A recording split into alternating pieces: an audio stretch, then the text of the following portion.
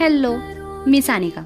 काल दीप अमावस्येनिमित्त दरवर्षीप्रमाणे याही वर्षी आम्ही घरी दिव्यांची पूजा केली होती।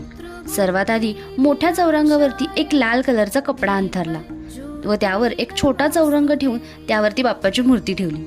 त्यानंतर ज्या ठिकाणी दिवे ठेवायचे आहेत तिथे थोडेसे तांदूळ ठेवले आणि त्यानंतर दिवे ठेवायला सुरुवात केली।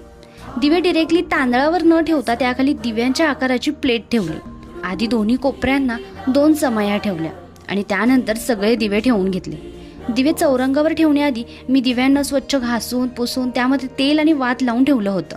सगळे दिवे चौरंगावरती व्यवस्थित मांडून घेतल्यानंतर दिवे प्रज्वलित केले, दिव्यांना हळदी कुंकू लावलं आणि फूल वाहिलं। दीप अमावस्येनंतर श्रावण महिन्याची सुरुवात होते आणि म्हणूनच श्रावण महिन्याचं स्वागत करण्यासाठी दीप अमावस्या साजरी केली जाते। त्यानंतर धूप लावून साखरेचा नैवेद्यही दाखवला। तुम्हाला हा माझा व्लॉग कसा वाटला हे मला कमेंटमध्ये नक्की सांगा आणि असेच व्लॉग पाहण्यासाठी माझ्या चॅनलला सबस्क्राईब करा। थँक्यू।